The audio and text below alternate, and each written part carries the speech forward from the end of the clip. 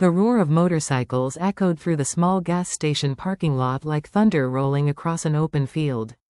Dust swirled in the air as a dozen leather-clad bikers pulled in, their engines growling, their laughter loud and carefree.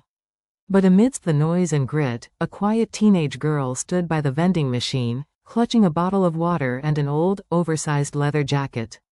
Her hands trembled slightly, not from fear, but from the weight of the memories stitched into the fabric she wore. The bikers noticed her. How couldn't they?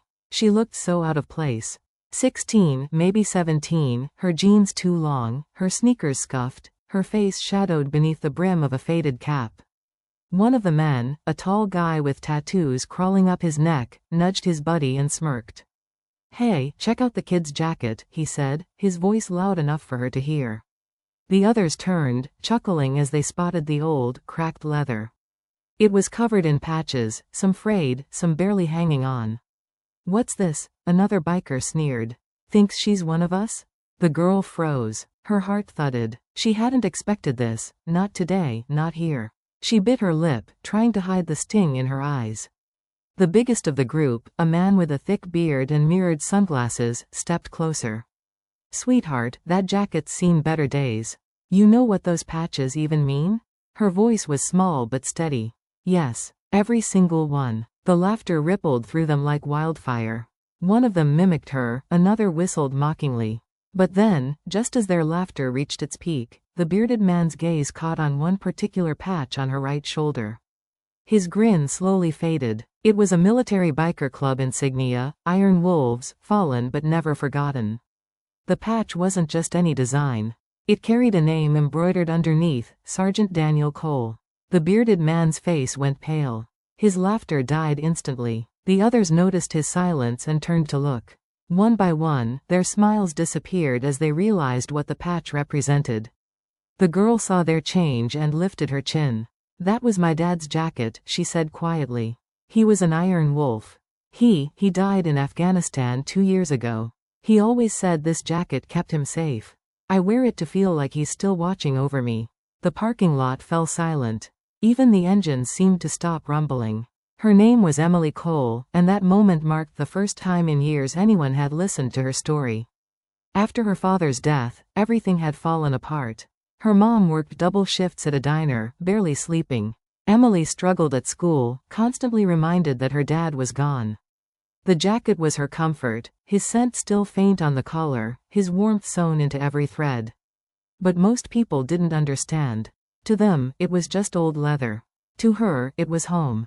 As she stood in front of those bikers, she remembered her father's last words before he left for deployment. "If you ever feel scared, kiddo, just remember, you've got Iron Wolf's blood in your veins. You're braver than you think." Now, surrounded by rough, intimidating men, Emily clung to those words.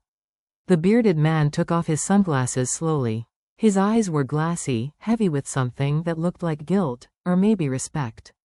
"You said your dad was Sergeant Cole?" he asked quietly. Emily nodded. He took a deep breath. "I knew him." Her heart skipped. The man stepped closer, his voice trembling slightly. "Daniel saved my brother's life. Kandahar, 2015. My name's Mike Reynolds, bear to the club. We rode escort for the Iron Wolves at his memorial ride. I didn't know he had a daughter." Emily's lips parted, but no sound came out. Her eyes burned with tears. She tried to blink away. The other bikers lowered their heads. The man who'd mocked her earlier muttered, "Didn't know, kid, we're sorry."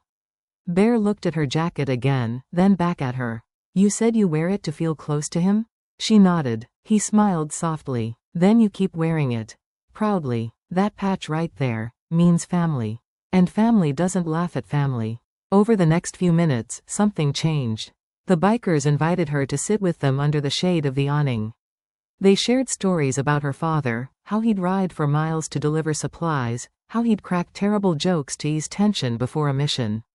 Each story painted a picture of a man Emily had only known through bedtime stories and folded letters.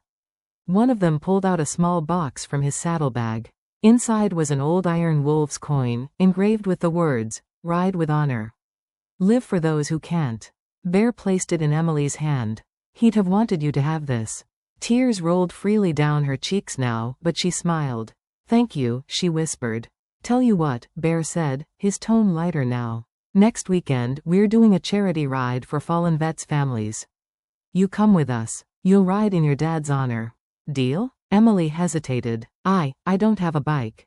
Bear chuckled. You don't need one. You can ride with me. For the first time in years, Emily felt something stir inside her, belonging. That next weekend, the engines thundered again, but this time, she wasn't standing alone. Dressed in her father's jacket, helmet strapped tight, Emily sat behind Bear as the convoy of bikers rolled down the highway, American flags whipping in the wind. People waved as they passed, some saluting, some placing hands over hearts. Emily looked up at the sky, the wind stinging her eyes, and whispered, "We're riding, Dad." Bear glanced back at her and nodded with quiet pride. By the time they reached the memorial site, Emily's heart was full. The same men who had once laughed at her now treated her like a sister. They stood together, saluting her father's name etched into the stone wall. As the sun dipped low, painting the sky orange and gold, Emily placed her hand over the Iron Wolves patch on her shoulder. She finally understood, her father's spirit wasn't gone. It lived on in the roar of the engines, in the kindness of strangers, in the brotherhood of those who rode not for glory, but for memory. And when Bear looked at her and said, "Welcome to the family, kid," she smiled through her tears. Because in that moment, surrounded by men who'd once been strangers, Emily wasn't just wearing her father's jacket anymore, she was carrying his legacy. And for the first time, she didn't feel small or lost. She felt unstoppable.